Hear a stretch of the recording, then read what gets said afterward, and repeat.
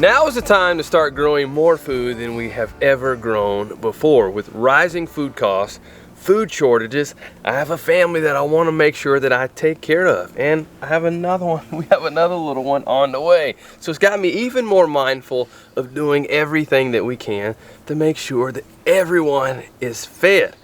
Here on our farmstead, we've raised animals for eggs and meat and even milk, but we also have had a garden. And during this time of year, around December and January, is when we start our first starts of the growing season. Usually it's a lot colder than this outside in January. I think today it's supposed to be 70 degrees, so I'm out here in, short sleeves, but this is totally unusual.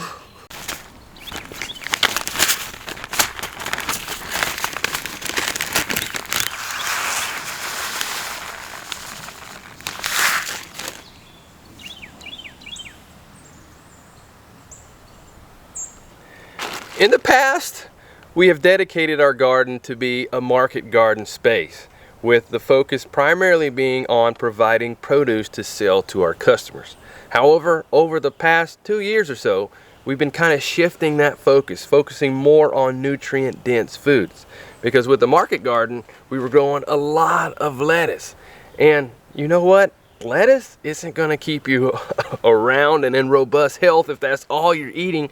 So we're trying to grow more food that is going to provide us with the nutrients that we need to be in robust health. So now we're starting things like beets, cabbage, spinach, kale, but we're still going to be growing things like lettuce, just not so much. Also, lettuce doesn't have a super long shelf life like some of the others. So not only are you not getting a lot of nutrients out of it, it also won't last long either.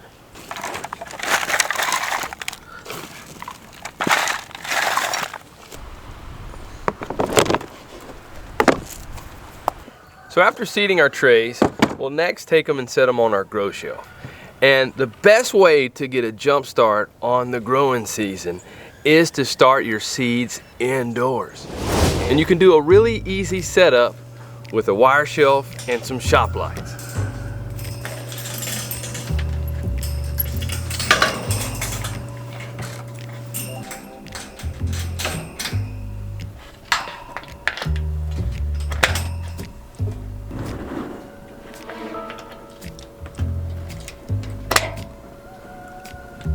All right, there's that. All right, let's see if this works. Here we go. Last one to plug in. Whoa! And it all works. One of the things I really like about these lights is they can all interplug with one another. That way, I don't have to worry about having an outlet for every single one of these lights. They all interconnect together to one, and then one plug plugs right into the wall.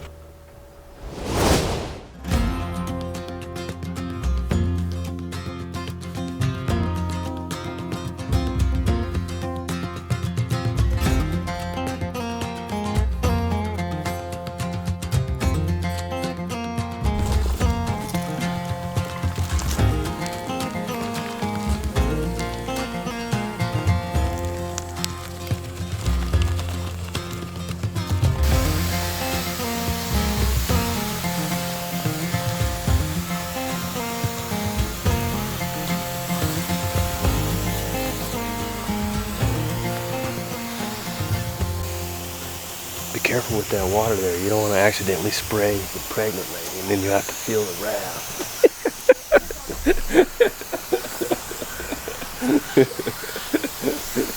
What happens if I spray you? Don't spray me either. But you're doing a great job there, not having too much pressure and blowing the seed away. Way to go there, Sailor. Thank you. Remember the first time you watered them? Most time consuming.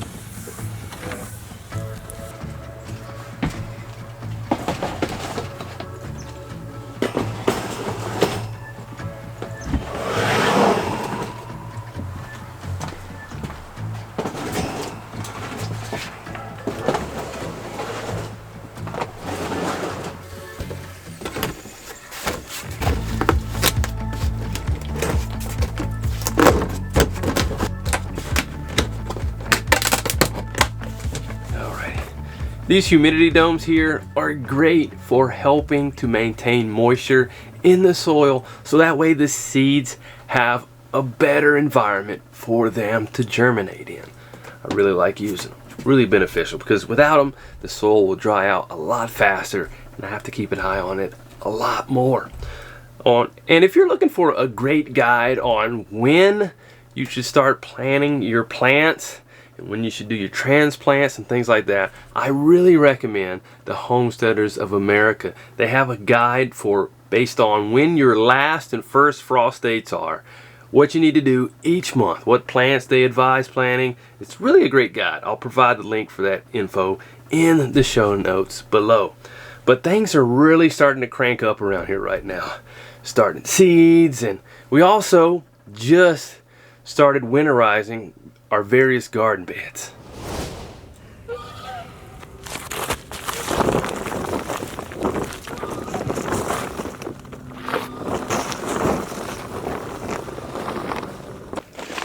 With winterizing a garden, I consider it done in basically 3 steps. With the first step being cleaning the garden space. And I do that through mainly our chickens and ducks. I'll bring them in after we've harvested what we needed to harvest from the area, and then we'll just let them scratch and eat whatever they want to eat. And at the same time, they're working in that garden space as well. But you can also use a pyro weeder, or you can manually do it. But overall, the concept for the first step of winterizing a garden space is to clean that bed.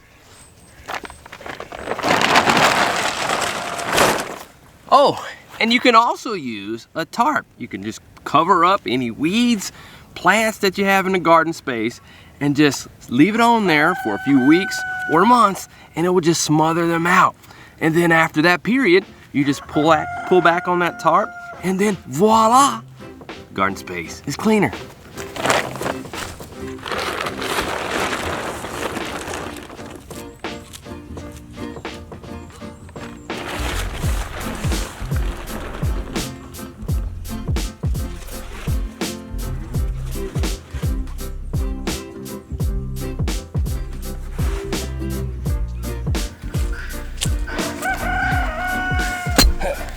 The second step is amend your garden space.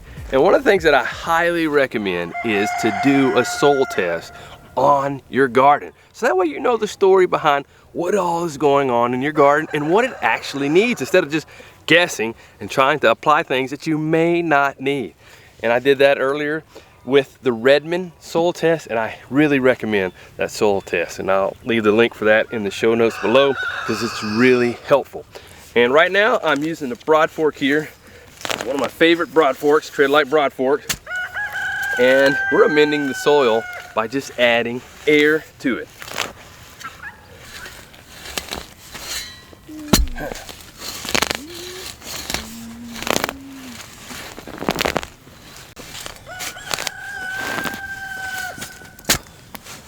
We're not flipping it all over this time. Just loosening it and there.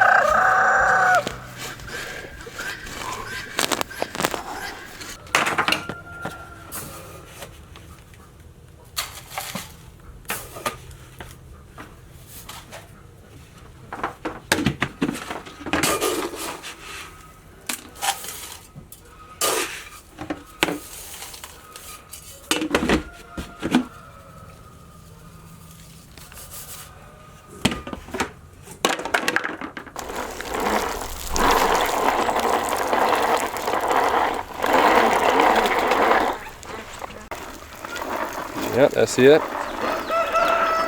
Easy pace so it spreads out evenly. That's right. Good. As part of the amending process, we add our fertilizer when needed, as well as soil conditioner and salt. Believe it or not, we use salt in the garden, and it actually helps to activate the nutrients in there. It also helps the soil to retain the moisture that it needs. It's really beneficial for plant health. Believe it or not. Perfect, that looks good.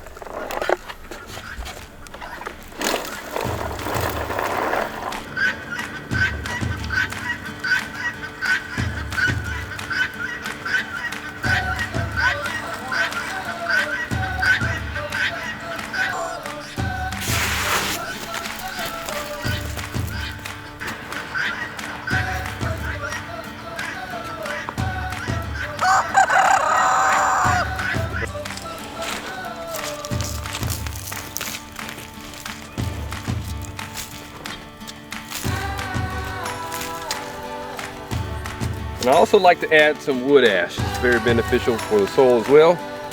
Being careful not to add too much. And right at this time of year, with burning wood in a wood stove to stay warm, it's so easy to have this available. And it's basically like free fertilizer.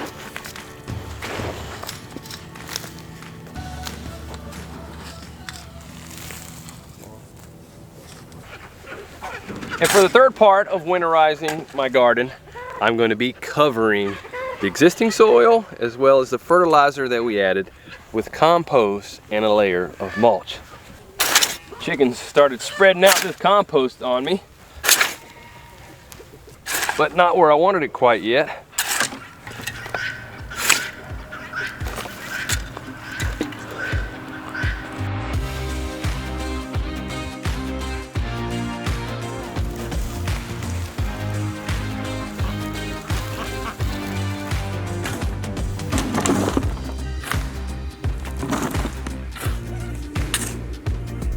Are you kidding me? We're just into 2023 and I've gotten bit by a few ants already.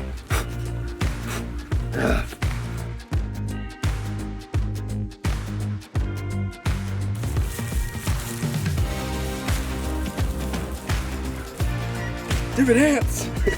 It's in my shirt.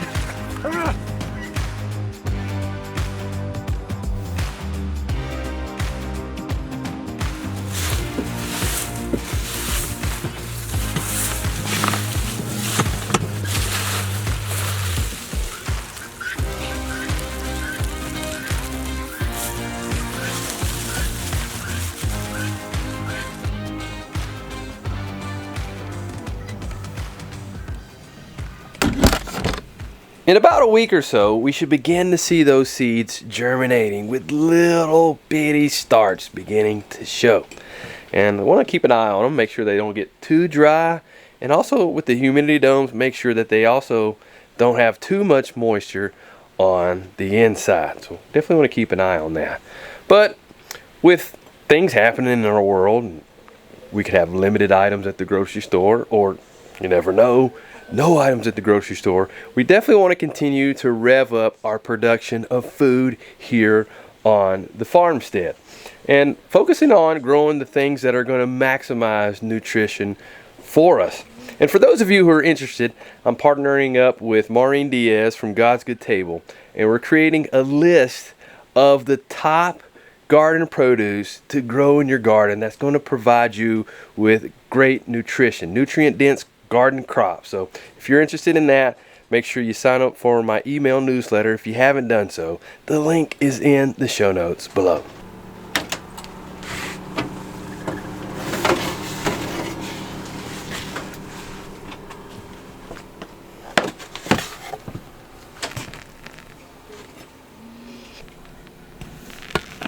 Those are done. And these Seminole squash are a perfect example of something you can grow in your garden that has lots of nutrition in it. It is a fall crop These actually came up as volunteers this past year, and they've lasted a long time. So we picked them probably in October, and we're eating them in January. And your acorn and your butternut, your fall squash are going to be the squash that are going to pack you the most nutrients. Some of your summer squash isn't going to necessarily have the nutrients that are going to be sustaining for you. So these crops also, in addition to giving you good nutrients, are also better shelf stable, better easy to preserve. One of the things I really like about this particular squash is that it's really, really versatile. You can roast it, scrape it out, make it like mashed potatoes, put some butter on it. The kids will love it. It has a sweet flavor. But I've also used it in like squash soup. The kids really love it that way. There's just a bunch of different ways to use it. And also for dinner tonight, we're having beets, canned beets that we harvested in 2021 actually. It's pretty neat to think that they were still eating and reaping the harvest from 2 years ago. It's pretty crazy. It really is. And another way to make your food more nutritious is fermentation. We have fermented beets before, which is great, but I also really like to ferment cabbage and make sauerkraut, because whenever you ferment it, you get all the good probiotics, and it like unlocks all the nutrition that's in there, and it's really good for your gut. And me personally, I have issues with digesting raw cabbage. My body just doesn't like it, but fermented, man, it digests so much easier, and it is really good too. Well, for thousands of years, people have been fermenting vegetables and fermenting grains to eat. It makes them much more digestible. Eating vegetables raw is actually really hard on your digestive system. And I know that has been preached for the past several years now, is eat raw vegetables, and especially like the leafy greens like kale and cabbage are really hard on your digestive tract. So you're better off fermenting them or cooking them, like spinach and kale, those things, Swiss chard. Your body will much more appreciate it when they are cooked and can absorb them much, much easier.